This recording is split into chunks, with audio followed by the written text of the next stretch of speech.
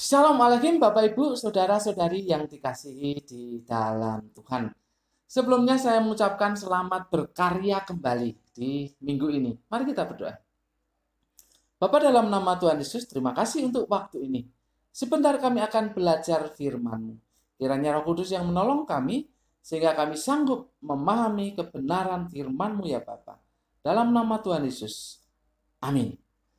Bapak Ibu, Saudara-saudari yang dikasihi dalam Tuhan, hari ini Senin 3 Mei 2021 kita akan belajar dari Mazmur 107 ayat 4 sampai 9.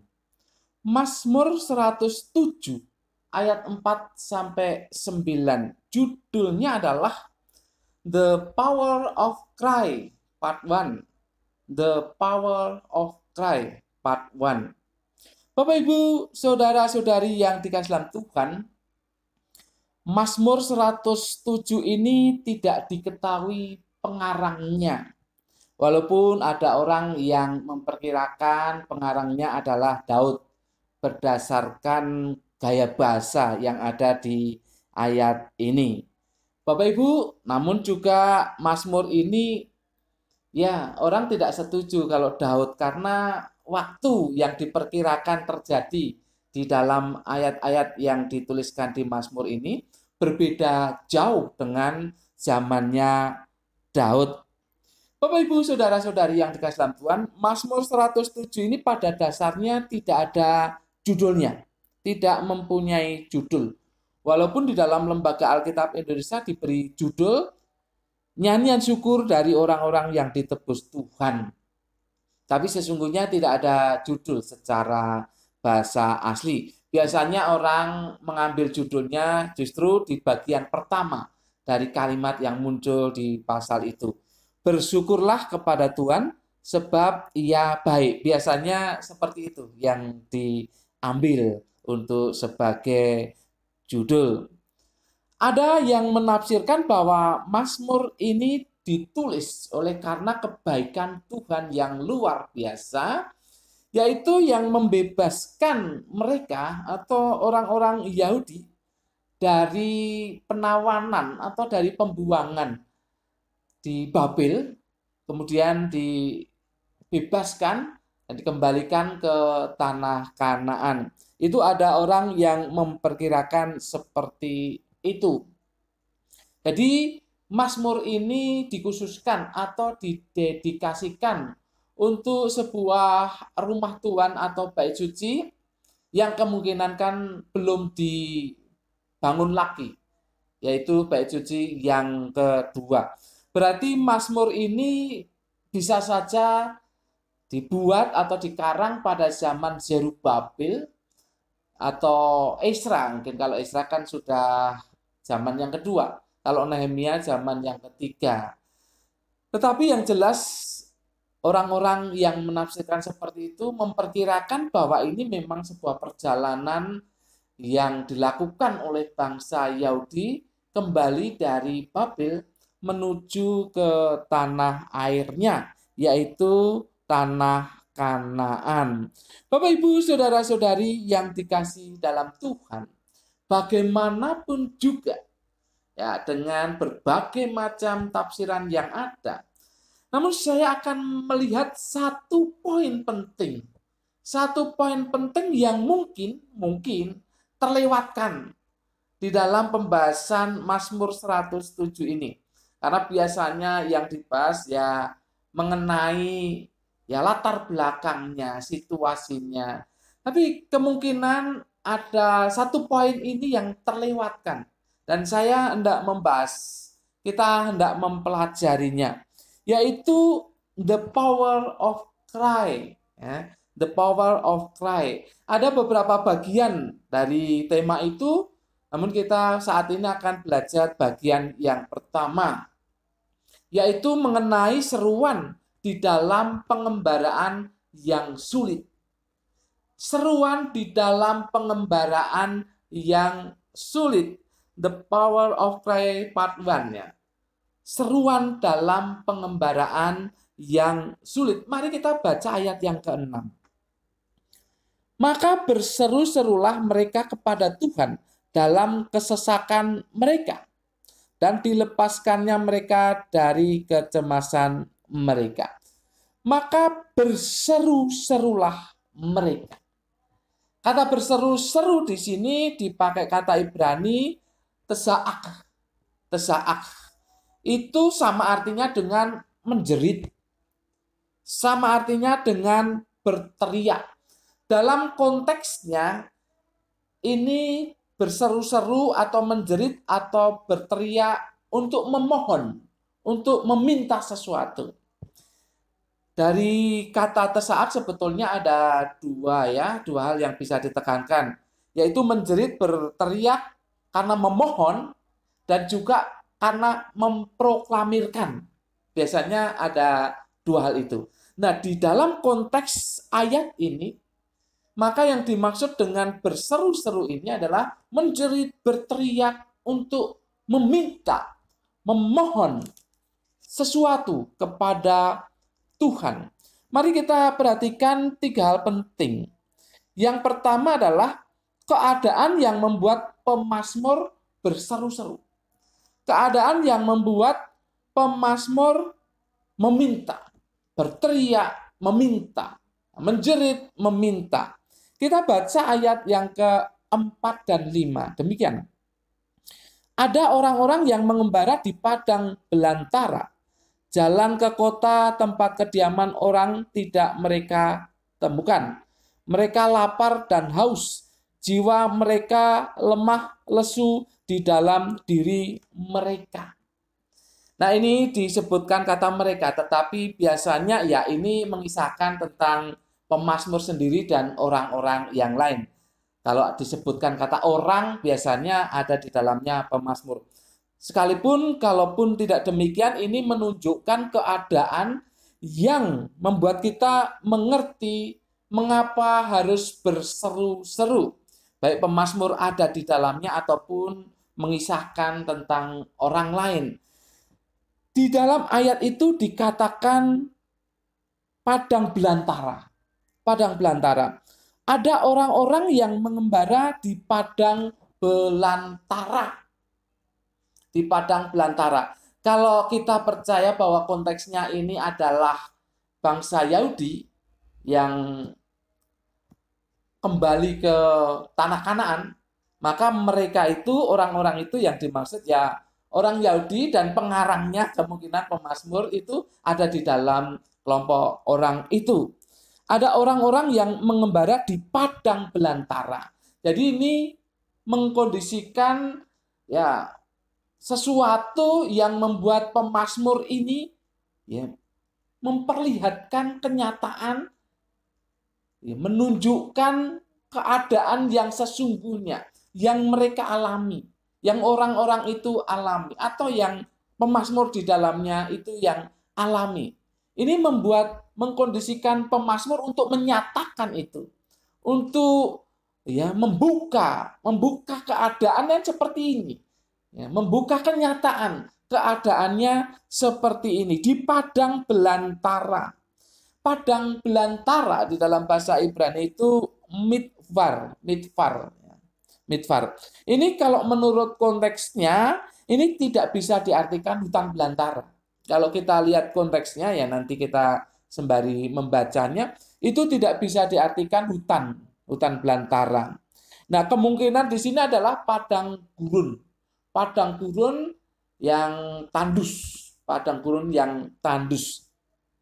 Bapak, Ibu, saudara-saudari yang dikasih dalam Tuhan, ini tempat yang sangat tidak menyenangkan. Ya mungkin ada rumput-rumput sedikit, tapi kering biasanya. Nah, kalau Bapak Ibu diberi kesempatan untuk ikut Holy Land Tour, maka bisa dibandingkan, ya bukan ini tempatnya, tapi bisa dibandingkan. Bisa dibandingkan kalau Bapak Ibu menuju ke daerah Saint Catherine, di daerah kaki Gunung Sinai. Kalau menuju ke sana, itu perjalanannya itu melewati padang gurun yang tandus, bukit-bukit batu. Wah, nggak enak sekali. Ya, dilihatnya nggak enak sekali. Ya kadang ada rumput tapi kering. Tapi kadang-kadang ada satu pohon akasia yang besar, lalu lewat berapa kilo, ada satu lagi, berapa kilo ada satu lagi, seperti itu. Keadaannya kering dan tandus. Kecuali musim Desember itu ya, sekitar Desember itu ya sampai Maret itu ada yang hijau-hijau sedikit. Tapi kalau selain itu ya keadaannya itu rumputnya pun kering dan tandus sekali, panas sekali. Mungkin bisa digambarkan seperti itu.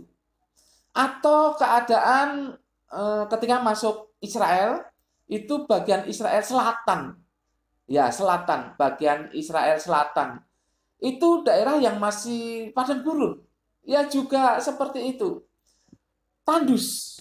Ya, tidak ada rumput yang hijau kalau pas musimnya tidak musim Desember atau Januari Februari itu ya itu daerah yang tandus nggak enak, panas sekali. Nah, bisa digambarkan seperti itu, padang gurun atau padang belantara yang disebut di ayat ini, tempatnya sepi. Nah, kalau sekarang kita bisa lihat ada tenda-tenda suku Beduin, ya tidak banyak, tapi ada penghuninya. Tetapi kalau zaman itu digambarkan tidak ada penghuninya. Tidak ada penghuninya. Makanya dikatakan jalan ke kota tempat kediaman orang tidak mereka temukan. Ya tidak ada yang menghuni karena situasinya, kondisinya, cuacanya begitu tidak menyenangkan. Keadaannya tidak menyenangkan. Jadi tidak ada penghuninya. Jalan-jalan untuk menuju ke kota yang sesungguhnya itu tidak ada penghuninya. Ini padang belantara yang disebutkan di sini. Jadi jelas ini merupakan sebuah perjalanan yang tidak menyenangkan. Dikatakan di ayat yang kelima, mereka lapar dan haus. Sudah pasti. Sudah pasti mereka lapar dan haus. Itu sudah pasti karena perjalanannya tidak menyenangkan. Lebih parah lagi adalah jiwa mereka. Jiwa mereka lemah, lesu di dalam diri mereka. Saking penatnya, saking tidak enaknya perjalanan mereka. Sehingga membuat jiwa mereka pun lemah, lesu. Bapak, Ibu, Saudara-saudari yang dikasihi dalam Tuhan, intinya ini adalah keadaan yang membuat orang-orang itu yang kemungkinan pemazmur di dalamnya juga itu berseru-seru. Berseru-seru.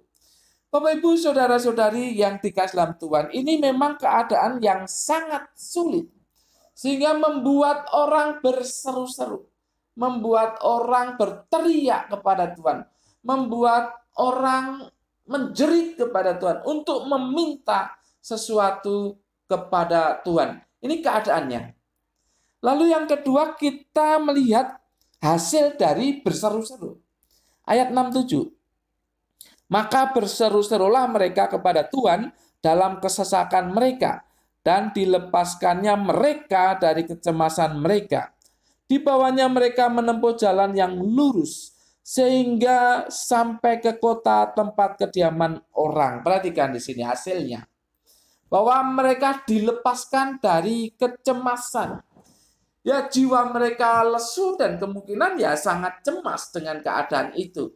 Tetapi ketika mereka sudah berseru-seru kepada Tuhan, ketika mereka sudah menjerit kepada Tuhan, berteriak kepada Tuhan, meminta kepada Tuhan sesuatu, maka mereka dilepaskan dari kecemasan itu. Mereka dilepaskan dari rasa khawatir. Mereka dilepaskan dari ketakutan. Mereka diberi semangat kembali, diberi kekuatan kembali. Bapak, Ibu, Saudara-saudari yang dikasihi dalam Tuhan, lebih jauh dikatakan mereka dibawa ke jalan yang lurus. Ke jalan yang lurus. Ini kalau melihat konteksnya, mereka dibawa ke tempat tujuannya. Mereka dibawa ke tempat tujuannya. Bapak, Ibu, Saudara-saudari yang dikasihi dalam Tuhan, tempat tujuan yang seperti apa? Di sini dikatakan sehingga sampai ke kota tempat kediaman orang. Tempat tujuan yang ada penghuninya. tempat yang tidak sunyi sepi, tempat yang tidak tandus, tetapi tempat yang dihuni oleh orang. Tadi kan sebelumnya dikatakan bahwa mereka berjalan di tempat yang ke kota itu sulit untuk menemukan tempat kediaman orang. Tetapi sekarang mereka dibawa ke tempat itu. Itu adalah hasil dari mereka berseru-seru kepada Tuhan. Kalau mau dimaknai secara figuratif, ya mereka dibawa ke jalan yang benar. Itu kalau secara figuratif. Tapi Bapak Ibu Saudara-saudari yang dikasih dalam Tuhan, yang jelas bahwa ketika mereka sudah berseru-seru kepada Tuhan, maka ada hasilnya. Ada hasilnya. Tuhan mendengar dan Tuhan menjawab seruan mereka. Mereka dibawa ke tempat yang ada penduduknya, ke tempat yang benar, ke tempat yang lurus, tidak menjadi pengembara lagi. Kemudian yang ketiga yang bisa kita lihat dari the power of Christ ini adalah kewajiban. Kewajiban setelah seruannya itu dijawab. Ayat 8 dan 9. Biarlah mereka bersyukur kepada Tuhan karena kasih setianya, karena perbuatan-perbuatannya yang ajaib terhadap anak-anak manusia. Sebab dipuaskannya jiwa yang dahaga dan jiwa yang lapar, dikenyangkannya dengan kebaikan. Bapak Ibu Saudara-saudari yang dikasihi dalam Tuhan, ketika mereka berseru kepada Tuhan dan Tuhan menjawab, maka di ayat ini dikatakan bersyukur. Bersyukur kepada Tuhan. Biarlah mereka bersyukur kepada Tuhan. Ini hal yang sangat penting. Sebagai orang yang sudah ditolong oleh Tuhan, tidak ada kata lain selain bersyukur yang harus dilakukan oleh mereka. Mereka harus berterima kasih kepada Tuhan. Sudah dilepaskan dari jiwa yang cemas itu tadi, dan juga sudah diberikan jalan keluar buat permasalahan hidup mereka, dan mereka sudah mendapatkan tempat yang menyenangkan buat mereka, yang membuat jiwa mereka menjadi tenang kembali. Jadi berterima kasih, bersyukur kepada Tuhan adalah sebuah kewajiban. Bapak Ibu Saudara-saudari yang dikasihi dalam Tuhan, the power of Christ, seruan yang bisa mendatangkan kuasa Tuhan. Seruan kita adalah seruan yang penuh kuasa, yang bisa mendatangkan kuasa Tuhan. Saya garis bawahi bahwa ini bukan memaksa ya, tetapi ini seruan yang disampaikan dengan hati yang sungguh, dengan kenyataan yang sungguh dialami, sehingga orang berseru seperti itu, berseru-seru kepada Tuhan. The power of Christ, ada kuasa, dan kuasa Tuhan itu turun. Karena apa? Karena seruan itu. Bapak Ibu Saudara-saudari yang dikasihi di dalam Tuhan, mungkin saat ini Anda ada yang mengalami perjalanan hidup yang tidak menyenangkan, mengalami kehidupan yang sangat menekan, mengalami berbagai macam persoalan yang membuat jiwa ini cemas, mengalami berbagai masalah yang membuat jiwa ini getir, takut, khawatir, bahkan putus asa. Ketika ada di antara Anda yang mengalami perjalanan hidup seperti ini, ingat the power of Christ. Naikkan seruan kepada Tuhan. Menjeritlah kepada Tuhan, berteriaklah kepada Tuhan, meminta Tuhan menolong Anda. Lakukan itu dengan sungguh-sungguh. Berseru kepada Tuhan. Karena Dia tahu persis kondisi yang Anda hadapi. Dan Dia tahu persis jalan keluar yang harus Anda miliki. yang harus Anda terima. Dia tahu persis bagaimana mengatasi persoalan Anda. Dia tahu persis, Tuhan tahu persis Anda harus berbuat apa untuk keluar dari masalah itu atau untuk mengatasi masalah itu. Oleh sebab itu, tidak ada jalan lain untuk mengatasi persoalan Anda, untuk mengatasi masalah Anda, untuk mengatasi tekanan dalam hidup Anda, untuk membuat perjalanan hidup Anda tidak terus berada di bawah belenggu-belenggu kegelapan. Tidak ada jalan lain, maka berserulah kepada Tuhan. Menjeritlah kepada Tuhan. Berteriaklah kepada Tuhan. Sampaikan kepada Tuhan.